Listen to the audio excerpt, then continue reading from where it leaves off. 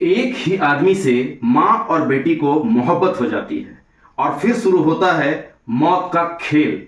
नमस्कार दोस्तों, मेरा नाम है चंदन।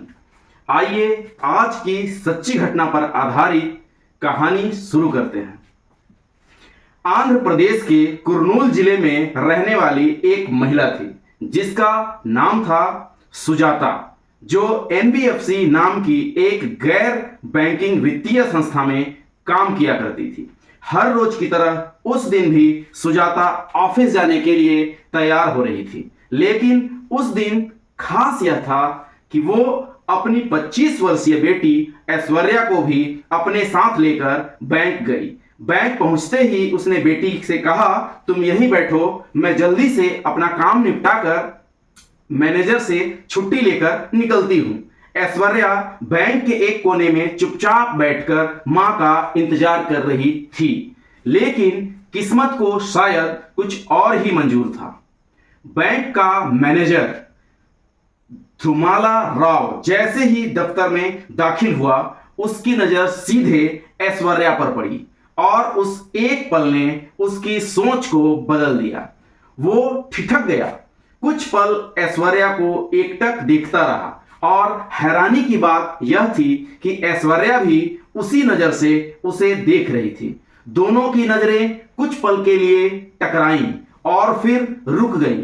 आंखों ही आंखों में बातचीत शुरू हो चुकी थी। फिर बातों का सिलसिला फोन नंबर तक पहुंच गया और कुछ ही समय में दोनों के बीच लगातार बातचीत, चैटिंग और मुलाकातों का दौर शुरू हो गया। पर कोई नहीं जानता था कि यह एक इत्तेफाक नहीं बल्कि एक खतरनाक प्रेम त्रिकोण की शुरुआत थी। धीरे धीरे इस बात का खुलासा होता है कि सिर्फ ऐश्वर्या ही नहीं बल्कि उसकी मां सुजाता भी उसी बैंक मैनेजर से, थुमाला राव से पिछले कई महीनों से प्रेम संबंध में थी। यानी एक ही पुरुष से मां और बेटी दोनों प्यार करती थी और थुमाला राव दोनों के साथ अलग अलग झूठी कहानियां गढ़कर संबंध बनाए हुए था। वो शादीशुदा था, फिर भी न तो मां से दूरी बनाई और न ही बेटी को मना किया, बल्कि दोनों को अलग अलग दुनिया में बंधे रखने का खेल खेलता रहा। तेलंगाना के जोगुलंबा जिले के गढ़वाल इलाके में रहने वाला एक 30 वर्षीय युवक तेजेश्वर, जो लैंड सर्वेयर का काम करता था, उसकी जिंदगी में यह तूफान उस वक्त आया जब उसकी मुलाकात ऐश्वर्या से रिश्तेदारों के जरिए हुई। दोनों परिवारों की मुलाकातें हुई, बातचीत का सिलसिला शुरू हुआ और फिर एक शुभ मुहूर्त निकाला गया। 18 मई 2025 शादी की तारीख तय हुई। तेजेश्वर और ऐश्वर्या एक दूसरे से फोन पर बातचीत करने लगे। रिश्ते में मिठास दिखने लगी, लेकिन तभी कुछ ऐसा हुआ जिससे तेजेश्वर के परिवार वाले सन्न रह गए। सगाई की रस्म के बाद तेजेश्वर के कुछ करीबी रिश्तेदारों ने उसके माता पिता को जाकर चेताया कि यह लड़की ऐश्वर्या ठीक नहीं है। उसके चाल चलन को लेकर कुछ ठीक बातें नहीं सुनने को मिल रही हैं। तेजेश्वर के माता पिता को बात थोड़ी सी अजीब लगी, लेकिन उन्होंने बेटे से साफ साफ कह दिया, अगर यह बात सच निकली तो बेटा इस रिश्ते को खत्म कर देना। लेकिन तेजेश्वर पहले से ही ऐश्वर्या की बातों के जाल में फंस चुका था। उसने सोचा, ऐश्वर्या को फोन मिलाया और सारी बात बता दी। ऐश्वर्या ने बड़ी चालाकी से जवाब दिया, वो सब जलने वाले लोग हैं, हमारे प्यार से परेशान हैं, तुम मेरी बात मानो न कि दूसरों की। तेजेश्वर पूरी तरह उसकी बातों में बहक गया और उसने अपने माता पिता की बातों को नजरअंदाज कर दिया। शादी से सिर्फ 5 दिन पहले यानी 13 मई 2025 को अचानक ऐश्वर्या गायब हो गई। ना कोई सूचना, ना कोई चिट्ठी और फोन भी बंद।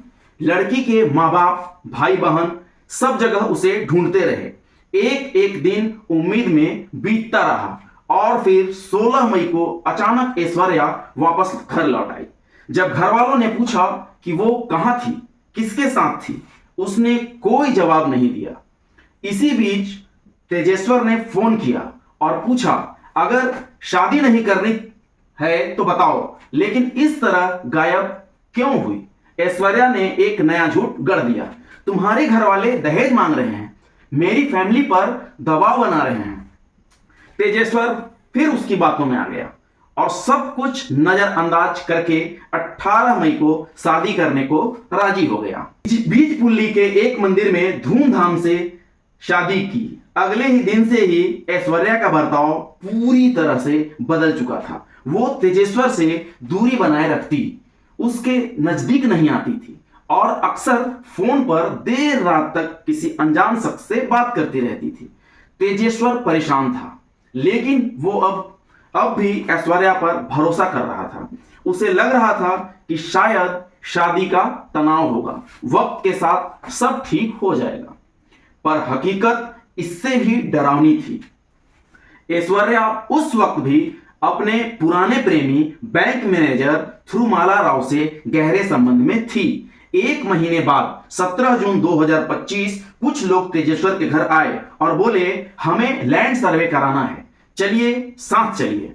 तेजेश्वर उन पर भरोसा करके कार में बैठ गया, लेकिन कुछ ही किलोमीटर दूर ले जाकर उसका गला रेत दिया गया और लाश को नांदयाल जिले की सुगाली मेट्टा नहर में फेंक दिया गया। इस कत्ल की जानकारी किसी को नहीं थी। तेजेश्वर के घर वालों ने जब उसका फोन बंद पाया तो पुलिस में गुमशुदगी की रिपोर्ट दर्ज कराई। 21 जून को नहर से जब लाश मिली तो कपड़ों से उसकी पहचान हुई, ये वही तेजेश्वर था। पुलिस ने जब ऐश्वर्या का कॉल रिकॉर्ड निकलवाया तो पता चला कि पिछले 30 दिनों में 2000 बार थ्रुमाला राव से बात की गई थी। बैंक मैनेजर की जब कॉल डिटेल देखी गई तो मालूम हुआ वो सुजाता से भी लगातार संपर्क में था, यानी तीनों के बीच एक खतरनाक प्रेम और साजिश का त्रिकोण बना हुआ था। जब ऐश्वर्या से सख्ती से पूछताछ की गई तो उसने कबूल कर लिया कि नागेश राजू और परशुराम नाम के 2 लोगों को 2 लाख में सुपारी दी गई थी। मकसद था शादी करो, संपत्ति पाओ, फिर उसका कत्ल कर दो और जिंदगी आराम से जियो। सुजाता, ऐश्वर्या और दोनों सुपारी किलर गिरफ्तार हो चुके हैं, लेकिन थ्रुमाला राव जो इस खेल का असली सूत्रधार था अभी भी फरार है। पुलिस उसकी तलाश में जुटी है, लेकिन सवाल अब भी यही है, एक ही आदमी से मां और बेटी का प्यार, दोनों फिर पति का कत्ल, क्या इससे ज्यादा खतरनाक प्रेम की कहानी कहीं और हो सकती है? तेजेश्वर को अपने परिवार की बात माननी चाहिए थी, लेकिन उसने दिल की सुनी और वही उसे मौत के मुंह में ले गया। इस कहानी से हमें यह सबक मिलता है कि जज्बातों में बहकर हकीकत को नजरअंदाज करना जिंदगी की सबसे बड़ी गलती बन सकती है। दोस्तों, सच्ची घटना पर आधारित यह कहानी आपको कैसी लगी कमेंट में जरूर बताएं। मुझे आपके कमेंट का इंतजार रहेगा। बहुत बहुत धन्यवाद।